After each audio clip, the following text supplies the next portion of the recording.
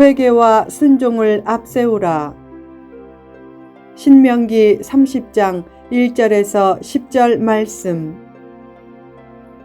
회개가 무엇인가?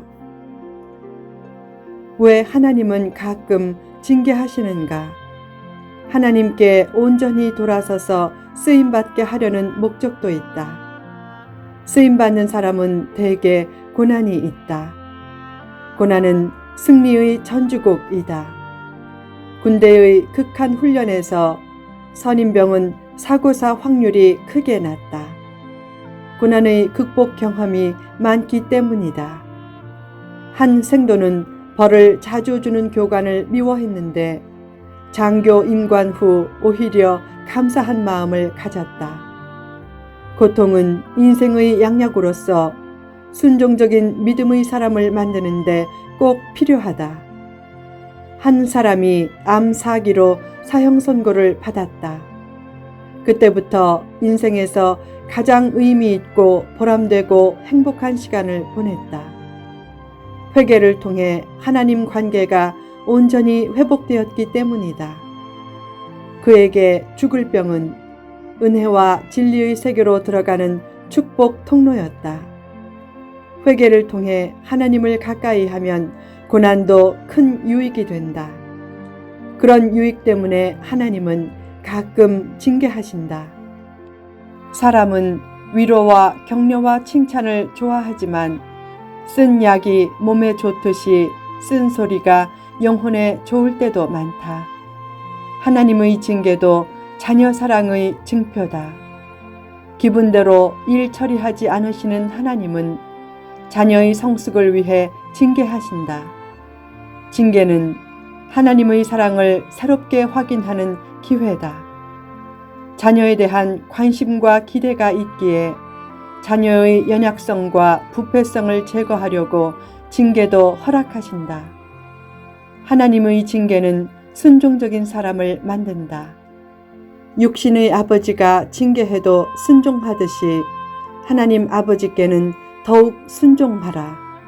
하나님은 나를 잘 알고 내가 어떻게 해야 바르게 될지도 잘 아시기에 때로는 징계를 통해 회개와 성숙의 기회를 주신다. 징계 과정에 들어서면 힘들고 어렵고 아프지만 그 과정을 잘 이겨내라. 징계 과정을 단축시키고 승화시키는 길은 회개로부터 출발한다. 회개가 무엇인가? 첫째, 하나님을 기억하는 것이다. 말씀에 불순종해서 타국으로 쫓겨났어도 하나님과의 언약을 기억하면 거기서부터 회개가 시작되고 희망도 시작된다. 둘째, 하나님께 돌아오는 것이다.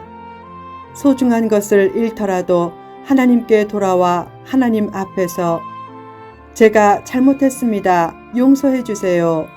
라고 하면 잃어버린 자는 되어도 잃어버려진 자는 되지 않는다. 아버지는 탕자가 돌아와 준 것만도 고맙고 탕자는 아버지가 받아들여 준 것만도 고맙다. 그 고마움들이 참된 회개의 밑바탕이다. 셋째, 하나님을 청종하는 것이다. 회개란 단순히 잘못을 후회하거나 뉘우치는 것이 아니다. 잘못을 후회하고 뉘우치고 하나님께로 돌아온 후 하나님 말씀대로 살려는 것까지 있어야 한다. 넷째, 하나님을 사랑하는 것이다. 회개는 궁극적으로 마음과 뜻을 다해 하나님을 사랑하는 경지까지 나아가게 해야 한다. 회개로 주어지는 축복. 회개하면 어떤 축복이 약속되는가? 첫째, 회복의 축복이 약속된다. 회개하면 하나님도 마음을 돌이키시고 포로 생활에서 돌아오게 하고 흩어진 백성을 다시 모으신다. 이 축복은 각종 속박과 집착에서 노임받고 잃어버린 것을 되찾고 좋은 사람을 만나고 좋은 공동체에 소속되는 축복도 포함한 개념이다.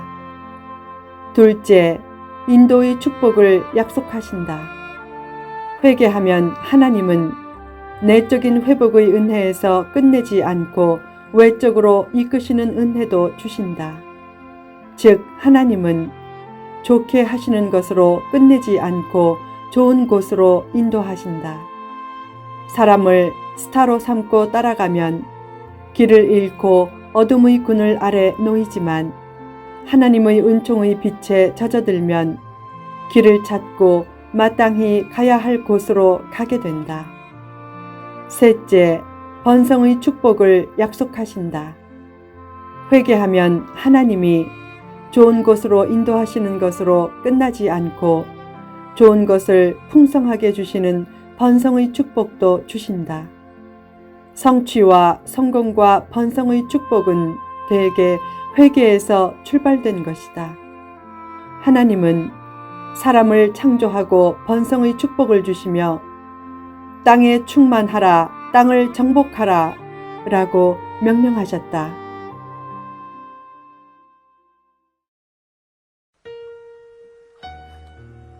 넷째, 생명의 축복을 약속하신다. 시편 기자는 의인은 종려나무같이 번성하며 레바논의 백향목같이 성장한다고 노래했다. 척박한 환경에도 잘 자라는 종려나무는 불사조의 나무라고 불린다. 백향목은 잎을 갈지 않는 상록수인 개잎갈 나무의 성경적인 명칭이다. 회개하면 불사조와 상록수로 대변되는 넘치는 생명력이 주어진다. 다섯째, 승리의 축복을 약속하신다. 원수를 멋지게 갚고 싶으면 스스로 원수를 갚겠다고 힘을 기르고 지식과 인맥을 쌓는데 혈안이 되지 말라. 그때 해야 할 가장 중요한 일은 회개다. 회개할 때 하나님께서 원수 문제를 처리해 주신다. 회개는 원수를 갚는 최고의 수단이고 가장 멋지게 승리하는 길의 시작이다. 여섯째, 만사 형통의 축복을 약속하신다. 회개해서 계명대로 살고 하나님을 마음과 뜻을 다해 사랑하면 모든 일에 복이 임하고 후대도 복받고 소유도 많아지고 하나님의 기쁨도 된다. 하나님께서 모든 일에 복을 주신다 라는 말씀에 내포된 참뜻은 하나님께서 고통과 장벽을 없게 하신다 라는 뜻이 아니라 하나님께서 모든 상황을 다 컨트롤하신다 라는 뜻이다. 회개와 순종을 앞세우라. 어둠의 세력이 아무리 강해도 일시적이다. 그 세력이 강해진 것도 사실상 하나님이 일시적으로 허용하셨기에 가능해진 일이다. 궁극적으로 하나님은 모든 상황을 하나님의 뜻대로 펼쳐가신다. 하나님의 선한 섭리와 성도의 궁극적인 승리를 믿으라. 가끔 닥쳐오는 어려움은 우연히 주어진 것이 아니다. 그것은 하나님의 섭리로 주어진 것이다. 조금 인내하면 하나님이 예비하신 놀라운 축복이 따라온다. 그 사실을 믿고 더 이상 파괴적인 고민에 빠져들지 말라. 어려운 일은 오히려 은혜를 예비하는 통로다. 하나님이 예비하신 은혜를 얻으려면 꼭 앞세워야 할 것이 회개와 순종이다. 하나님이 축복하신 사람에게 공통적으로 있는 것은 하나님의 말씀에 철저하게 순종하는 삶이다.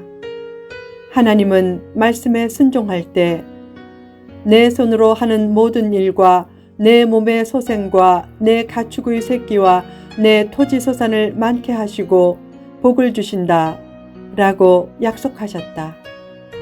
열왕기하 8장을 보면 엘리사가 수넴 여인에게 하나님께서 7년간 기근을 내릴 테니 가족과 함께 이 땅을 떠나라 라고 하자 그녀는 무모할 정도로 순종했다. 그녀는 가진 것이 많았기에 성경은 그녀에 대해 귀한 여인이라고 표현했다. 그런 상황에서 난데없이 그 땅을 떠나라고 하니까 순종하기 쉽지 않았지만 결국 순종함으로 고향을 떠났다.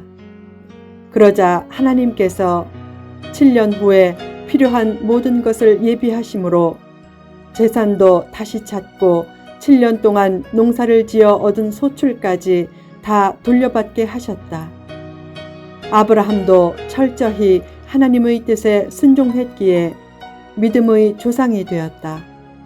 룻도 자신의 행복을 버리고 하나님의 뜻에 순종했기에 신데렐라 스토리의 주인공이 되어 이방 여인으로서 예수님의 조상이 될 수 있었다. 하나님은 순종하는 사람에게 모든 것을 예비해 주시고 기쁨과 복도 주신다. 가정 문제, 자녀 문제, 직장 문제, 사업 문제, 장래 문제 등으로 너무 염려하지 말라. 가장 염려해야 할 것은 하나님의 뜻에 전적으로 순종하지 못하는 모습이다. 하나님의 뜻에 순종하며 최선을 다하면 하나님도 최선의 길을 열어주신다. 하나님께 온전히 맡기고 너무 조급하게 생각하지 말라. 필요한 사람이라면 가장 적절한 때에 만나게 될 것이고 필요한 것이라면 가장 적절한 때에 가장 적절한 방법으로 채워질 것이다. 가끔 염려할 일이 생기지만 그 일에 일일이 매달리면 인생의 방향을 잃기 쉽다.